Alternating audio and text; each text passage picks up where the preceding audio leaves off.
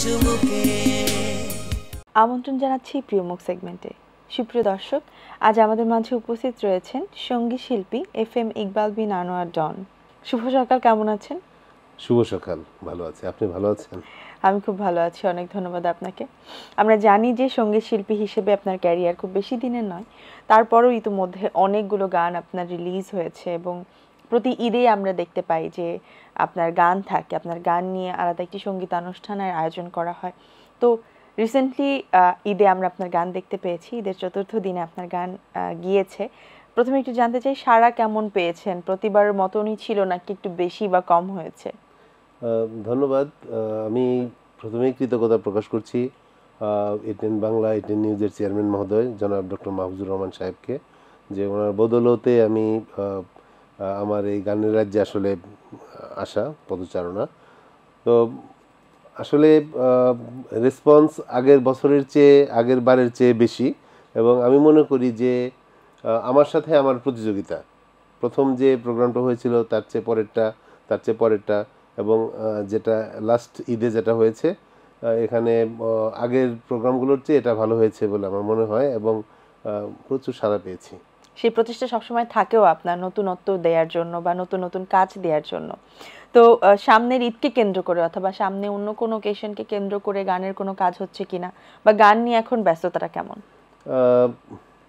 কর্মজীবনের পাশাপাশি গান নিয়েও ব্যস্ততা চলছে, যেহেতু আমরা মাঝে মাঝেই ওপেন এয়ার কনসার্ট করছি, তো সেখানে বিভিন্ন কভার সং করতে হয়, সাথে আমার নিজের গানও আমি করি। তো এই জন্য আর নতুন কিছু গানও লেখার চেষ্টা করছি, লিখছি, সেগুলো মিউজিক করার চেষ্টা করছি, তো ইনশাল্লাহ চলে যাচ্ছে। আচ্ছা, তো গান লেখার এবং মিউজিক করার যে বিষয়টা, সেটা কিন্তু আমরা গত বছর আপনার কাছ থেকে শুনেছিলাম যে একা একাই আপনি একটু চিন্তা করছিলেন যে ঠিক আছে গান দেখি হয় কিনা, সেটা লিখেছেন এবং আপনি সেটাতে সুরও করেছেন, এবং সেটা কিন্তু আমরা দেখেছি প্রচারিতও হয়েছে এবং বেশ সমাদৃতও হয়েছে। তো জানতে চাই, এই যে গান লেখার বা সুর করার বিষয়টা, সেটা আমরা জানি যে আপনি এমনিতেও পার্সোনাল জীবনে আপনি খুব বেশি ব্যস্ত থাকেন, আপনি একটা খুব রিনাউন একটা প্রতিষ্ঠানে খুব গুরুত্বপূর্ণ দায়িত্বে আপনি রয়েছেন নিয়োজিত। এত কিছুর মাঝে এই যে গান লেখার যে সময় বা সুর করার যে সময়টা, সেটা কিভাবে করে ওঠেন বা এখনো সেটা অব্যাহত রয়েছে কিনা? ধন্যবাদ। আসলে গান লেখাটা শুরু হয়েছিল ওই ছোট ছোট ছড়া লেখার মাধ্যমে। তো আমার মনে হয়েছিল যে এগুলোকে যদি একত্রিত করা যায়, সেক্ষেত্রে গানের মতো হবে আর কি। তো আমার অফিসের রোমান রহমান সাহেব, উনি মিউজিক ডিরেক্টর, তো ওনাকে জিজ্ঞেস করার পরে তো উনি আমার রুমে এসে বললেন যে স্যার, এভাবে এভাবে লিখলে এটা গানের আদলে আসবে। তারপরে জাস্ট ওইভাবে গান লেখা শুরু, তারপর আস্তে আস্তে সুর করা, এবং সেটা অনিয়ারও হয়েছে, সমাদিত হয়েছে, সো অব্যাহত আছে এবং চলছে ইনশাল্লাহ। আচ্ছা, তো একটা মিউজিক ভিডিও আমরা একটু দর্শকদেরকে এখন দেখিয়ে নিয়ে আসবো আপনার।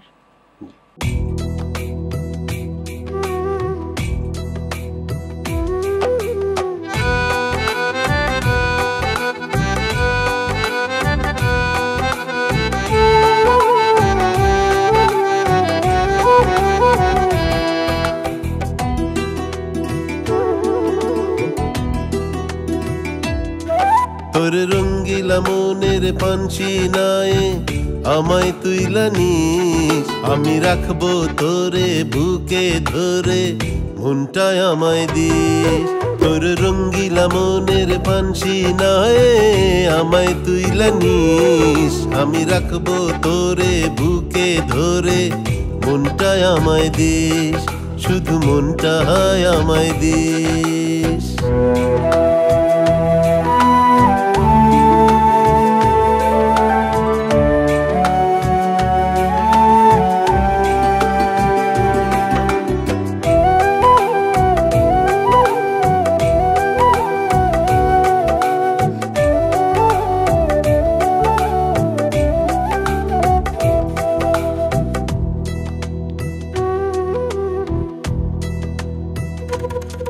তোরি মন সারাক্ষণ করবো আমি যতন, থাকবো আমি তোরি কাছে সারাটা জীবন। তোরি মন সারাক্ষণ করবো আমি যতন, থাকবো আমি তোরই কাছে সারাটা জীবন। মিছে এত কি ভাবিস, মনটা আমায় দিস।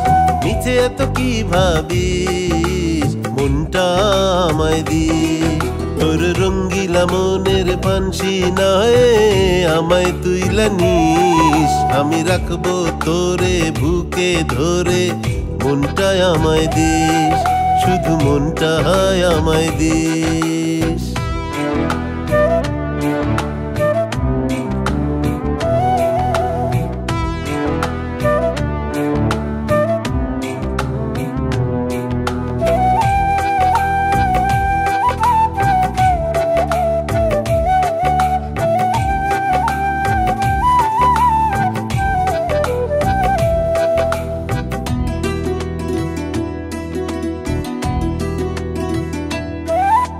শুনেছি একবার বাসলে ভালো, যায় না ভোলারে যায় না, হলেও জীবন এলো মেলো।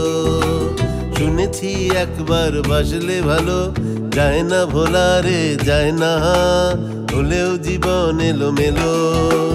প্রথম প্রেমের নেই তুলনা, কেউ ভুলে না জানি। প্রথম প্রেমের নেই তুলনা, কেউ ভুলে না জানি। তোর রঙ্গিলা মনের পানসি নয় আমায় তুইলা নিস। আমি রাখবো তোরে বুকে ধরে, মনটা আমায় দিস। তোর রঙ্গিলা মনের পানসি নয় আমায় তুইলা নিস। আমি রাখবো তোরে বুকে ধরে, মনটা আমায় দিস, শুধু মনটা আমায় দিস, শুধু মনটা আমায় দিস। তো যেটা বললেন যে গান লেখার যে বিষয়টা বা সুর করছেন এখন, কখনো কি ভেবেছিলেন কিনা বা গানটা যখন শুরু করেছিলেন তখনও এই ইচ্ছাটা ছিল কিনা যে নিজে একদিন সুর করব বা নিজে লিখব নিজের গান? আসলে এটা হঠাৎ করে হয়েছে। আসলে এটা কখনো চিন্তাও করি নাই যে আমি লিখতে পারবো আবার শুরু করতে পারবো। তো এটা আসলে করোনাকালীন সময়ে আমাদের অফিস আওয়ারের বাইরে যে সময়টুকু ছিল সেই সময়টুকুতে আমরা খুব বেশি ব্যস্ততা ছিল না। কারণ আপনারা সবাই জানেন যে আমি ওয়ালটনের স্পোর্টস ডিপার্টমেন্টটা দেখভাল করি। তো সেখানে যেহেতু করোনার সময় স্পোর্টসগুলো কম ছিল বাইরে, তো ওই সময়টায় আমরা ইউটিলাইজ করেছি, ব্যস্ততা কম ছিল বিধায় এটা সুযোগ সৃষ্টি হয়েছে। এই জন্য আমি ওয়ালটন পরিবারের ম্যানেজিং ডিরেক্টর থেকে শুরু করে প্রত্যেকজন সদস্যের কাছে অত্যন্ত কৃতজ্ঞ যে আমি ওয়ালটনের থেকে এই কাজটুকু করতে পারছি। অবশ্যই তাই। একটা খালি গলায় আমরা এখন একটু গান শুনবো নাকি? আমি জানি রে জানি, মনে মনে শুধু মানি, তোর পাশে আর কাউকে আমি ছাড়া মানাবে না রে। আমি জানি রে জানি, মনে মনে শুধু মানি, তোর পাশে আর কাউকে আমি ছাড়া মানাবে না রে। তোকে ছাড়া বাজব না রে আর, তোকে ছাড়া বাঁচি কি করে।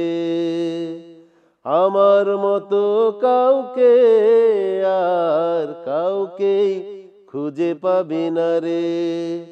আমি জানি রে জানি, মনে মনে শুধু মানি, তোর পাশে আর কাউকে আমি ছাড়া মানাবে না রে। বাহ, এই গানটা আমার লেখা, আমারই সুর করা। এটা গত রোজার ঈদে অন এয়ার হয়েছে। বেশ চমৎকার হয়েছে। তো প্রথমে আমরা জানি আপনার শুরুটা হয়েছিল প্রফেশনালি, যখন আপনি শুরু করেন বা খুব সিরিয়াস ভাবে, তখন কিন্তু আমরা দেখেছিলাম যে আপনি রোমান্টিক বা মেলোডিয়াস গান দিয়ে শুরু করেছিলেন, কিন্তু এর ঠিক পরপরই আপনি আগ্রহ প্রকাশ করেছিলেন যে আমি ফোক গানও গাইতে চাই বা ফোক গানের প্রতি একটা দুর্বলতা রয়েছে, এবং সেই সঙ্গে পুরনো দিনের কিছু গানও আমরা আপনার কাছ থেকে শুনতে পেয়েছিলাম। তো এবারের অ্যালবামটি যেটি লাস্ট রিলিজ হলো বা যে লাস্ট সঙ্গীত আয়োজনটি হলো, সেখানে কোন কোন ধরনের গান ছিল এবং কারা কারা যুক্ত ছিলেন এর সঙ্গে? গত ঈদে যেটা আমার যে গানগুলো লঞ্চিং হয়েছে সেখানে 5টা গানের মধ্যে 4টা গান আমার লেখা সুর করা, আর একটা গানের সুর করা ছিল জীবন ওয়াসিফের, উনি একটা গান সুর করেছেন। আর আমার প্রত্যেকটা গানেরই মিউজিক করেছেন রোমান রহমান। তো আমি চেষ্টা করছি যে আরও কিছু নতুনত্ব মানে ভেরিয়েশন আনার জন্য আমার গানের ক্ষেত্রে। আচ্ছা, তো যেটা প্রথমে আমি বলছিলাম যে সঙ্গীতের ক্যারিয়ারটা আপনার খুব বেশি দিনের না, কিন্তু গান তো আপনি ছোটবেলা থেকেই ভালোবাসতেন, বা গানের প্রতি ভালোবাসাটা টানটা আপনার অনেক আগে থেকেই ছিল। তো সেই জায়গা থেকে স্টেজ শো গুলো তখন কেমন করা হতো? ছোটবেলায় তো আসলে স্টেজ শো ওইভাবে বুঝতেও পারি নাই, যেটা আমরা প্রাইমারি স্কুলে টিচার্স ট্রেনিং ইনস্টিটিউটে আমি পড়েছি 1 থেকে 5 পর্যন্ত। তো ওখানে আমাদের সময় যেটা ছিল যে প্রত্যেক বৃহস্পতিবারের লাস্ট 2টা ক্লাস ছিল যেখানে কালচারাল প্রোগ্রাম হতো। যে সমস্ত বাচ্চারা গানে ভালো, বিভিন্ন ইন্টারেস্টেড, তাদেরকে আরও বেশি ইন্টারেস্টেড করার জন্য এটা করা হতো প্রতি বৃহস্পতিবারে। তো ওই সময়ে আমি প্রায় সব সময়ই গানেই নাম দিতাম, এবং আমাদের যে স্যার ম্যাডামরা যারা ছিলেন তারা খুবই উৎসাহিত করতো।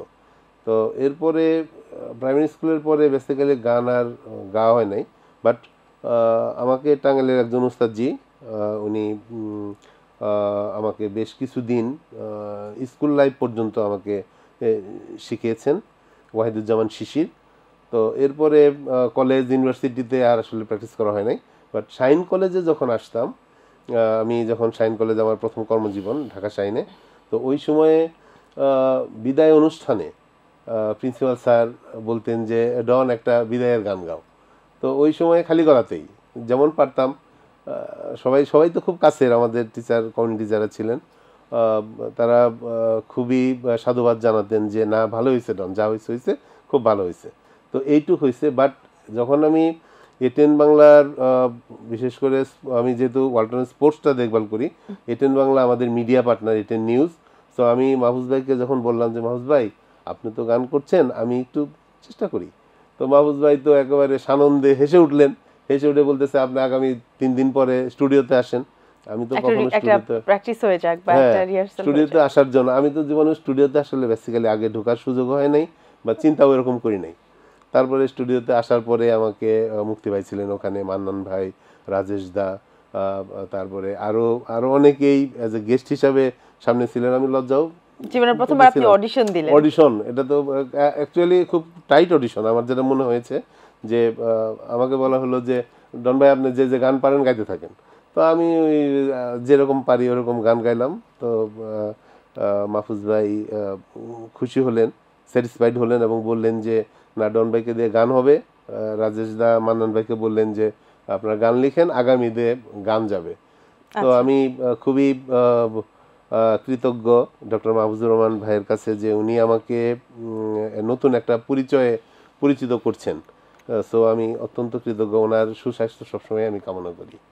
অবশ্যই তাই, এবং তিনি অত্যন্ত সঙ্গীত প্রেমী একজন মানুষ, আমরা সেটাও জানি, এবং সঙ্গীত শিল্পীদের জন্য কিন্তু সবসময় আলাদা একটা তার মায়া বা যে আগ্রহটা সেটা কাজ করে।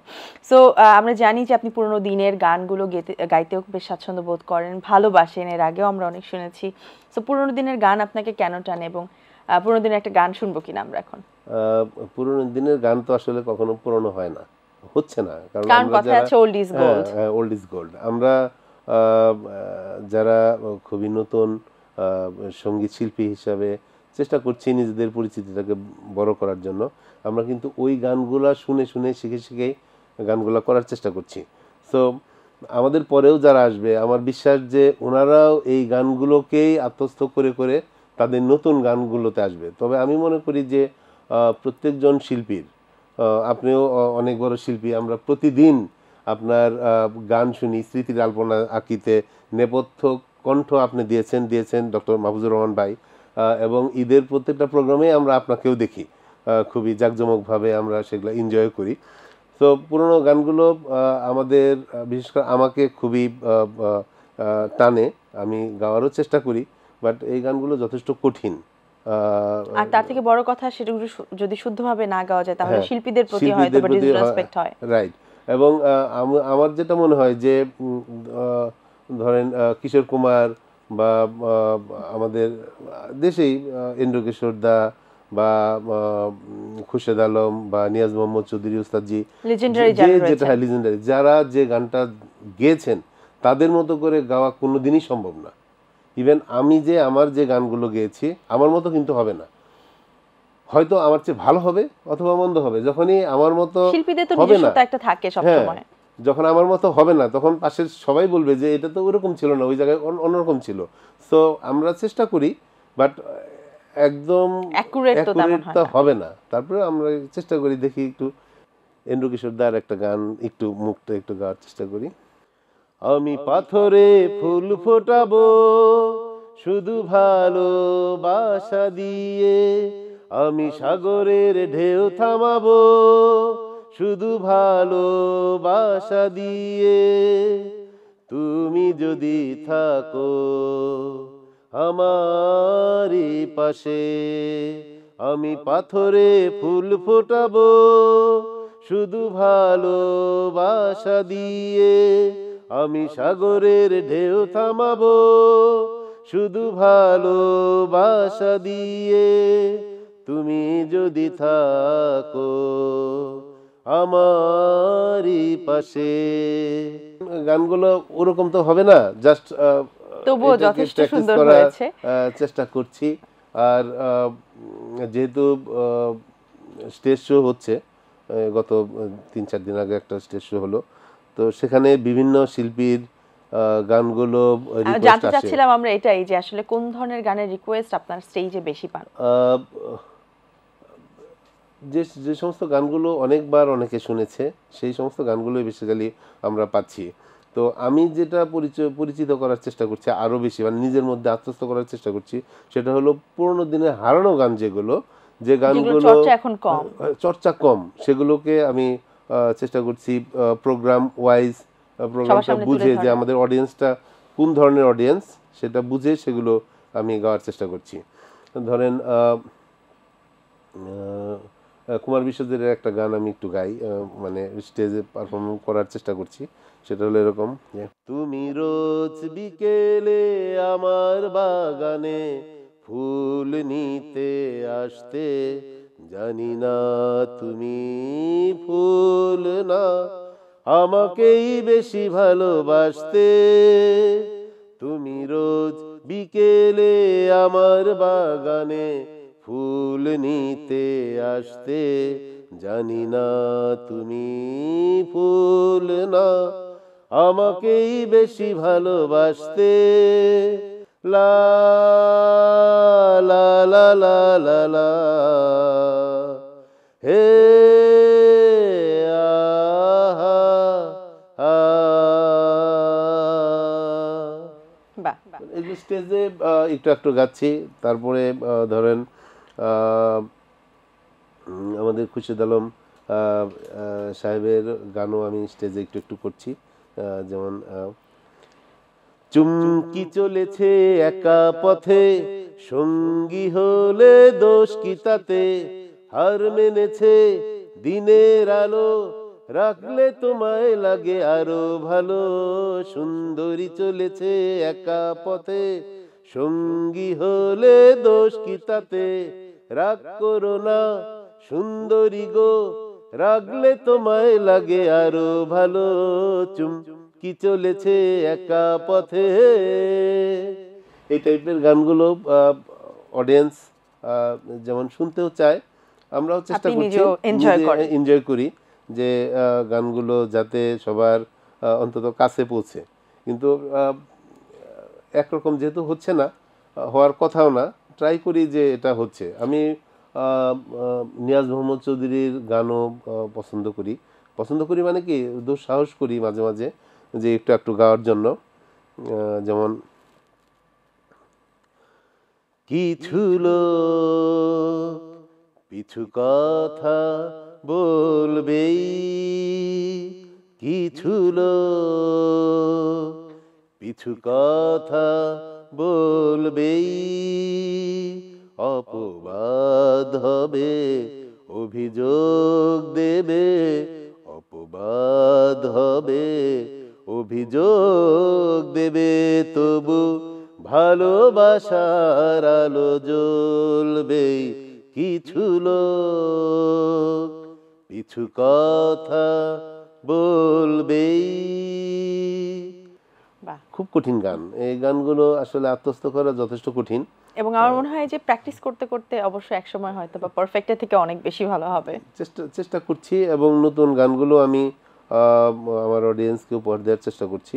এবং আমি সবসময় কৃতজ্ঞ এটিএন বাংলা টিম, এটিএন বাংলার কাছে, যে যারা আমার মতো একদম করা নতুন একজন শিল্পী, তো পরে নতুন একজন কাউকে স্টেজে নিয়ে এসে একদম এত বড় একটা চ্যানেলে ঈদের প্রোগ্রামে সেট করে দেওয়া, এটা মানে বিশ্বাস করাটাই খুব কঠিন। সো এই জন্য আমি এটিএন বাংলার টিম, এটিএন বাংলা, বিশেষ করে মিউজিকের সাথে যারা সম্পৃক্ত আছেন, আমাদের যারা মিউজিক ডিরেক্টর আছেন, যারা সুর করছেন, যারা ইঞ্জিনিয়ার যারা আছেন, কম্পোজিশন করছেন, মুক্তি ভাইদের মতো নাদিম ভাইরা আছেন, তাদের সবার কাছে আমি অত্যন্ত কৃতজ্ঞ। এবং আমরা একই টিম হয়ে বিভিন্ন প্রোগ্রামে পার্টিসিপেট করছি। সো আমি নিজেও খুব গর্ববোধ করি যে আমাকে আপনাদের সাথে রেখে প্রোগ্রামটা মানে অন এয়ার হচ্ছে, যে একটা পরিবারের একটা অংশ করে পরিবারের একটা অংশ হিসাবে আমি আপনাদের সাথে থাকতে পারছি বলে আমি খুবই আনন্দিত। আপনাকে অনেক ধন্যবাদ জানাচ্ছি আমাদের সাথে এত সুন্দর সময় কাটানোর জন্য, সব সময়কার মতোই। এবং চায়ের চুমুকের পক্ষ থেকে, এটিএন বাংলার পক্ষ থেকে সবসময় যেমন শুভকামনা থাকে তেমন শুভকামনা রইল। আপনি সামনের দিন আরো সুন্দর সুন্দর গান আমাদেরকে উপহার দেবেন, সেটাই আমাদের সকলের প্রত্যাশা। অনেক ধন্যবাদ। ধন্যবাদ সবাইকে। দর্শক, আজ এখানেই শেষ করছি। দেখা হবে আগামীকাল নতুন কোন অতিথির সাথে। সেই পর্যন্ত সবাই ভালো থাকুন, সুস্থ থাকুন, আমাদের সাথেই থাকুন, দেশকে ভালোবাসুন। বিস ক্লাব ড্রাই কেক বিস্কুট নিবেদিত চায়ের চুমকির আয়োজনগুলো youtube.com/TN বাংলা প্রোগ্রামে গেলে পেয়ে যাবেন। সাবস্ক্রাইব করে সাথে থাকবেন। আল্লাহ হাফেজ। ঢাকো যত না নয়ন দুহাতে, বাদল মেঘে ঘুমাতে দেবে না, এমন মোহন শ্রাবণ রাতে, ভেজা হাওয়া যে ঘুমাতে দেবে না, ভেজা হাওয়া যে ঘুমাতে দেবে না। যে মন কখনো বেসেছে ভালো, যে মন কখনো বেসেছে ভালো, এ ভরসা তারে করবে উতল, করবে উতল, স্মৃতির তটিনী বইবে জানে, কাজল ধারা ঘুমাতে দেবে না, কাজল ধারা